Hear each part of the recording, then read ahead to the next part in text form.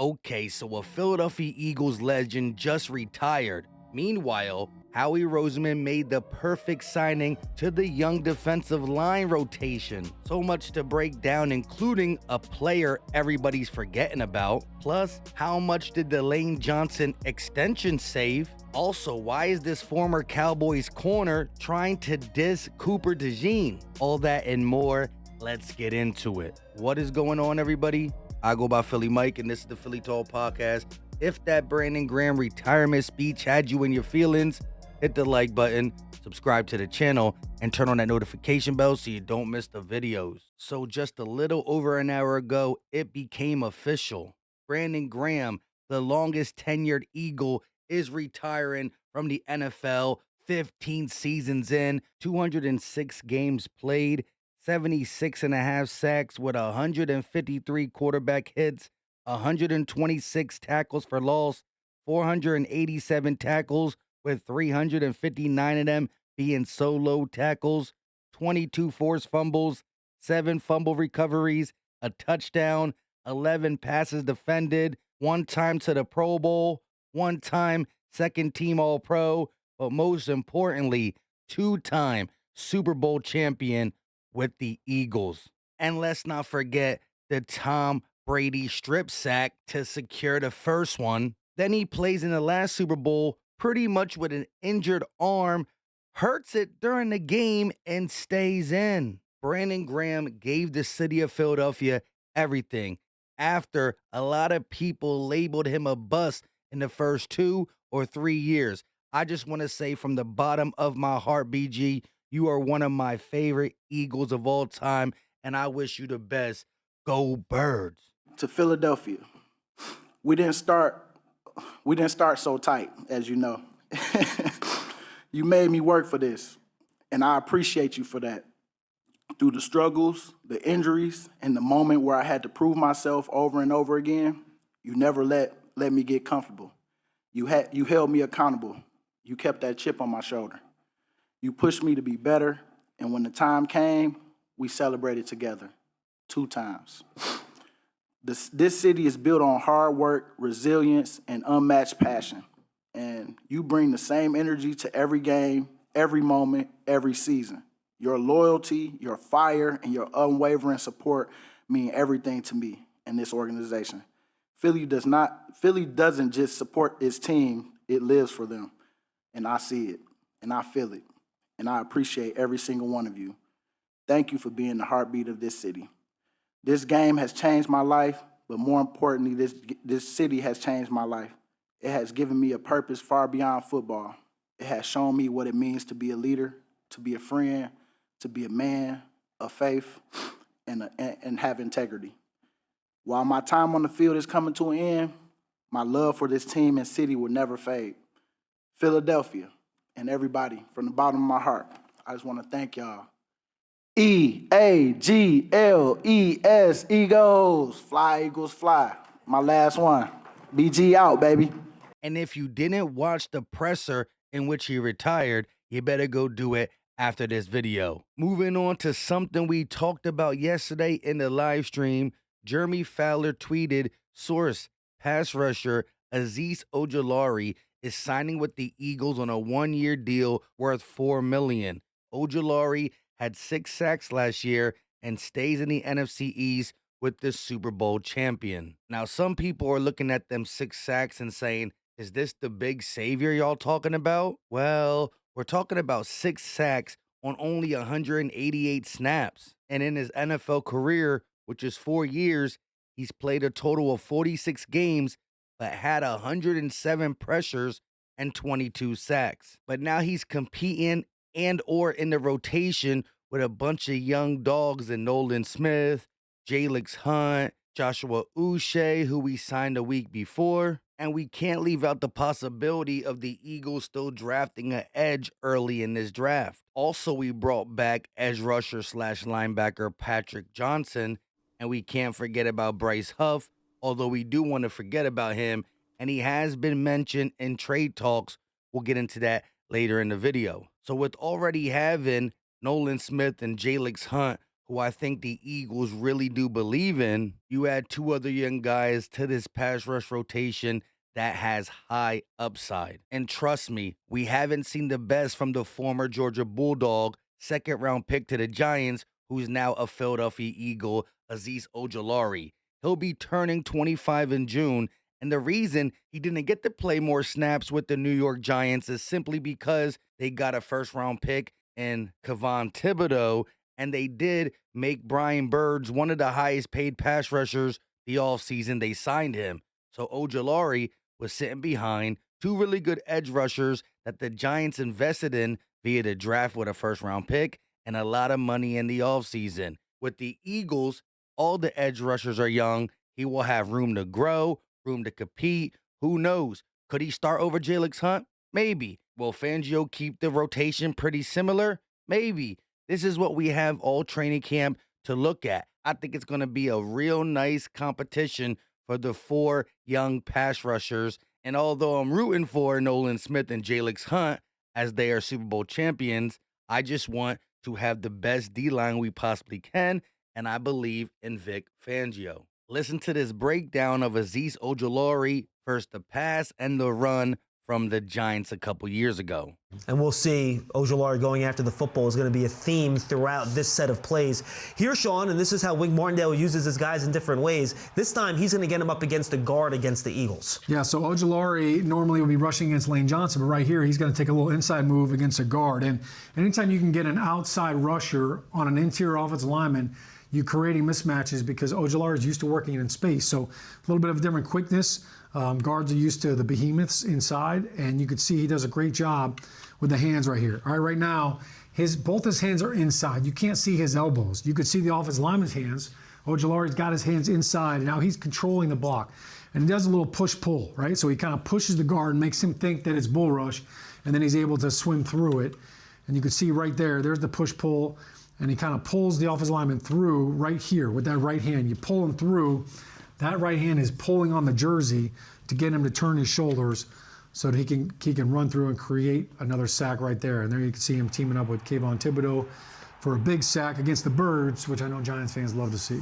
Now, obviously, Ojulari known for his pass rush, Sean, but he has some good moments against the run this year as well. Yeah, Ojulari, he's right over here, and you're going to see him on the backside of this play against the tight end. And you know, look, one of the things that you think of when you're on the backside of a play is how do I impact it? Well, for him, on the backside, he's got the green light to cross-face this tight end because he's got Landon Collins blitzing on the outside right here. But if you can beat the tight end across his face on the backside of a play, and you can see the hand movement right here, this is a great job controlling the tight end and then shocking and shedding.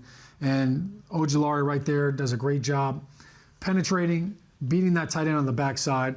I think when you look at what Ojulari has been able to do as a young player, he's continuing to refine his skills both as a pass rusher and defending the run. And he got the football out again, going for the football. And when you're an edge player like that, if they're going to block with a tight end, Sean, you have to make him pay every time, right? Yeah, that's got to be a win automatically. It can't be a stalemate. Look, I know some of us still miss Josh Sweat, and I'll forever love the celebration. But last year, he was making $10 million as an Eagle pass rusher. Now, he was good against the run, but still $10 million.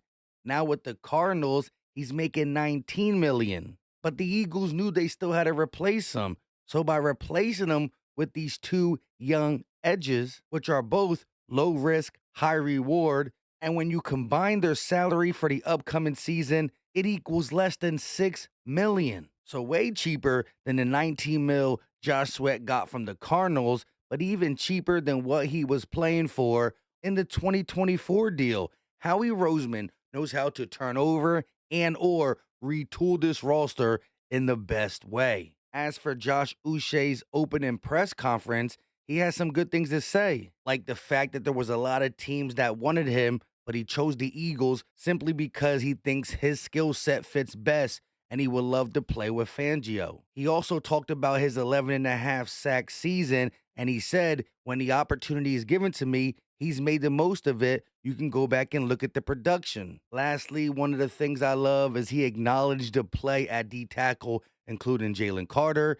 He acknowledged the young edges we already have, and he just wants to come, compete, and play winning football. And I think Howie Roseman knows there's upside with Josh Uche As Mike Garafolo tweeted, the deal with the Eagles is a 1-year, $1.92 million with only $1.25 million in guarantees, which is a $750K signing bonus and another $500K of his base salary, has another $500K in sack incentives. But this is the interesting part: 4 voided years added to limit the cap hit this year. However, if he plays good enough to get an extension, I think it will be easier done with the voided years on the contract. As for something I saw over the weekend, Jordan Lewis, who is leaving the Cowboys for another team, posted something about being one of the best slot corners in the game, and an Eagle fan commented on it by saying, "Cooper DeJean clears you, bum." And it definitely made Jordan Lewis feel some type of way, as he quote tweeted it, saying, "Watch Dallas versus the Panthers 2024, and then watch Philly versus the Panthers in 2024, because as we all know, that was one of Cooper DeJean's worst games where Adam Thielen gave it to him a little bit.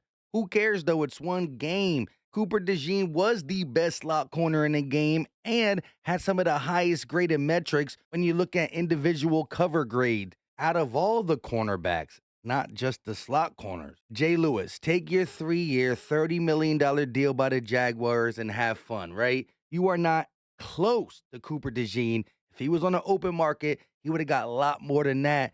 And that's just off his rookie season. Moving on to the tight end that we signed, I haven't talked about due to the birthday weekend, Kyle Granson, who can compete with Calcaterra for tight end 2, depending on what we do with Dallas Goedert. Here's a back shoulder fade. Nice hands on that play. Now he's in the backfield.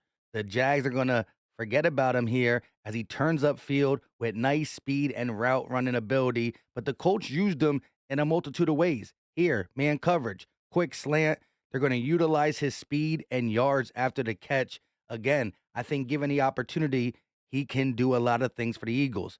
Going to just run a little stop route, catch it, and then show again the yards after the catch versus the Raiders as he lowers his shoulder. Here you got him lined up in the slot. He's going to run in the middle of the zone and catch it with tight coverage. Now, he's not our only tight end we signed, Harrison Bryant, but he's more of the blocking guy. Look at him hit this defensive end as he's pulled. We've seen offensive linemen get pushed back.